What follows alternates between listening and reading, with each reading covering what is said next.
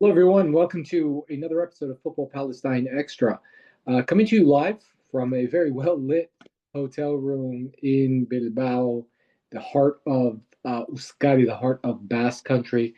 Yeah, speaking to you just after the match that saw Euskadi emerge a winner, 3-0 winner over Palestine, but in a match really where the result was secondary. As much as I hate to kind of use that language, and I really hate people reducing international football to like human interest pieces. But wow, wow, I have never been in a stadium like that. I've never seen a football match like that, and I guess my advice to anyone is if you like football, you need to come to Bilbao and you need to see a game at the San Mamés. I was lucky enough to see one of the few games the Basque national team plays there, but what a stadium, what a crowd, what a people. Yeah, I guess we'll break it down this way. I'll kind of give you a running order of events that happened in the day. I flew in this morning. At the moment I got here, you could see in the streets people were wearing their Euskadi jerseys, green all over the place. A lot of people pairing that with traditional Palestinian scarf, the kufi as well. A lot of people in Palestino jerseys, in unofficial Palestine jerseys. So people who were definitely there to support their national team, but then also express solidarity with the Palestinian people. Before the national teams met, there was a protest. It was kind of a procession that went down the main street here in Bilbao in the direction of the San Mamés Stadium. They had a very moving display of like a traditional Basque dance set to no music, which was super powerful. Uh, then they said a few words. I didn't catch a lot of it because about 95% of it was in the local language, was in Euskera, was in Basque. Um, but then that march continued to the stadium, and the stadium was lit up in the colors of the Basque and Palestinian flag. So you had it just rotating, and you had the Basque flag, which kind of looks like a Union Jack, except it's a red background with a white cross and a green X, or the other way around, and the Palestinian flag as well. And just everybody in town was going to the stadium to this game. Wasn't quite a sellout. They were about, I think, 1,000 seats short, more or less. Maybe even less than that, maybe a couple of hundred. 51,394. If you're interested in knowing the exact number, you can look up on the rapid reaction piece.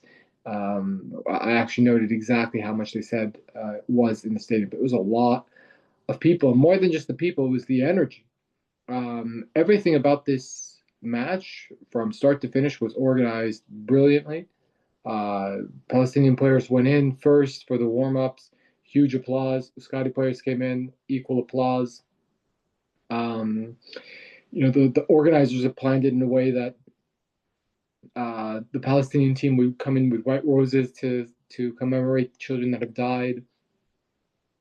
Really well done. They had a very moving performance. Sometimes when you bring in like a musical act, it falls flat. People are not interested. But they did it really, really well, where you had kind of like a mix, like a Palestinian band and local Basque music, and they mixed like the Basque and Arabic styles, and that was really powerful, and that was really moving. The national anthems was something else. Uh, that was incredible, and then the match kicked off, and the energy of this match. I mean, this is a friendly, and I mean, you had the energy of a competitive match, not even like a qualifier. It had a competitive of like a match the competitive nature of the match you would play at something like an Asian Cup. It had that kind of like pressure, but then like there was pressure, there was energy, there was electricity in the air, and I had to keep pinching myself to think like, hey, actually this result doesn't matter. We need to. Our main focus is to get out of here without any injuries. And I think like also on Muscati's side as well, the clubs are all doing a favor to the Basque national team, which is not official, so they're under no obligation to release their players. They also want to make sure that their players don't play maybe more than 45 minutes, that they, aren't subjected to really harsh challenges. But that totally went out the window the first half. The first half, I mean, the energy, the pace, the aggression, uh, something else. So, yes, the match ended 3-0. But I have never left a football match not caring so little about the result. Like I could absolutely care less about the result. Um, because what happened in that stadium was amazing. Just an amazing display of solidarity, of um, of human to human connection. Um, and yeah, I think probably out of the 17 games I've attended, in my career covering the national team, it might be my favorite. We lost 3-0. It's a meaningless friendly. It's not even an official friendly by FIFA standards, but it might be my favorite. That's how amazing it was tonight at the San Mamés Stadium. I'll be remiss if we don't actually discuss a little bit about the football positives, negatives, what we can learn from this.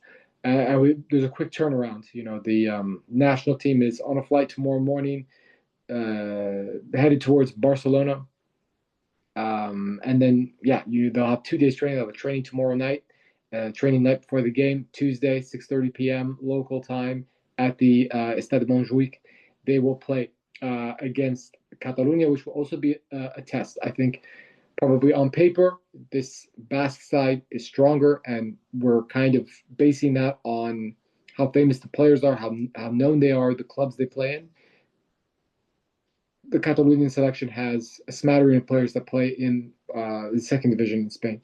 This Basque selection had none of that. They were all La Liga players, with the exception of a couple that played in Portugal, and I believe there was one that was playing in the Iranian top flight and one that was playing in the Greek top flight. So it will be a slight step down, but I think you will see kind of the same level, and that's important.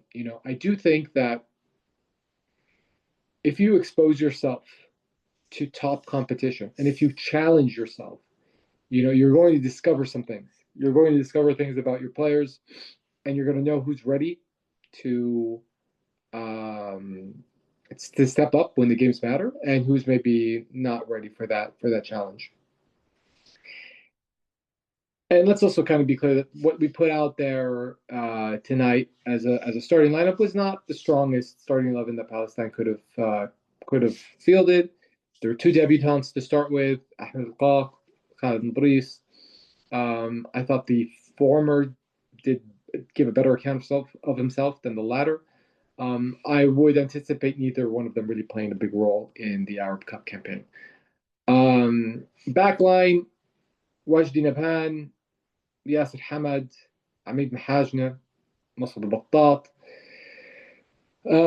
Yeah, we have to talk about how the two goals were conceded, because there was a goal conceded in the fourth minute off a corner, and a goal close to the stroke of halftime was a penalty conceded by Wajdi Nabhan. And then in between, there was actually like really good football for Palestine. Really, really good football at times. Times where it was quite clever that they realized what the Basque team wanted to do to them, and they figured out how to play around that press. If we talk about the first goal, yeah, the defender needs to be closer to the attacker that heads that ball.